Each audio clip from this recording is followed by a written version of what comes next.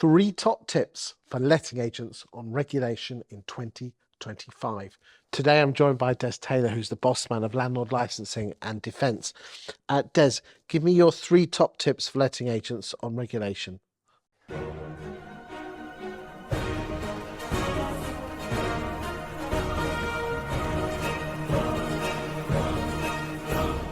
What's the first one? Compliance. You need to get on board and hire somebody or a company to make sure you're doing it right. Oh, I mean, what sort of things in the Renters' Right Bill are going to rear their head in the summer? Have you started the tenancy correctly? Was it initiated correctly? Are you serving notices correctly? Have you secured the deposit? Are you compliant with the Housing Act? Well, surely letting agents are perfect and all that, aren't they? Of course they are. That's right, because most of them think they're right, but when the council comes and does enforcement action, they find little things that have gone wrong. I spoke with an agent on Friday, just a small agent. Unfortunately, the landlord had let somebody else move into the property, and they wanted to now claim universal credit. So one of the staff issued a second AST on a house that already had an AST, and they'd created a house in multiple occupation. Just a little bit of an audit on that would have found out there were 2 tenancies on the same property at the same time. And it was completely missed by the managing director. Okay, what's your second tip? My second tip is that all agents should only be selling fully managed services. Everything else is a risk to you. If you're doing let only, you are responsible for putting the tenancy together and all the things that come from that. If you put together a tenancy that turns out that it isn't the tenancy it should be, you will be held responsible for that. If you do rent collection, you're receiving the rent. And this all goes back to the Housing Act 2004 at section 263, who is deemed in control of the property. And because of the number of cases that I've seen where a company is a limited company that owns the property, there's a director who's also running that limited company and a letting agent involved, and sometimes a subletting agent who's doing rent to rent.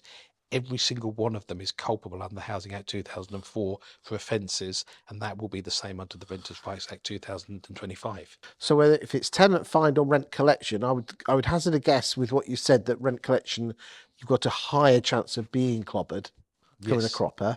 But you're still saying that there are tenant fines that you still come a cropper with all this. Yes, because what happens when people do tenant find is the letting agent wants to secure their fee.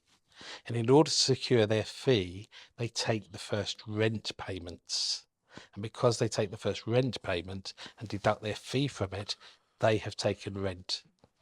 And that's where they get caught. Has a tenant find letting agent ever been fined because of that then? Yes, London Borough of Camden did that in 2017, and they prosecuted them at Highbury Magistrates Court and were successful with the conviction and a fine. Wow, why don't you think the letting agents know this? Because people don't do as much study of the cases as we do, and they haven't dealt with as many thousands of cases as we have. What's your third and final top tip?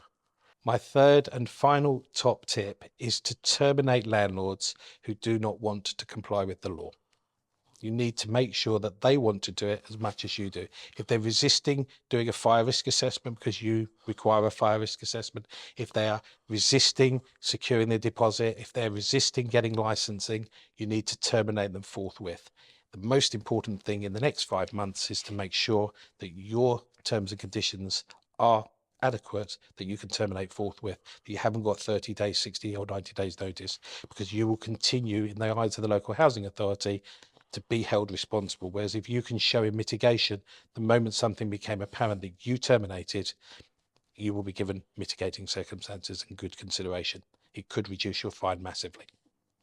Interesting times ahead. Thank you for those 3 top tips.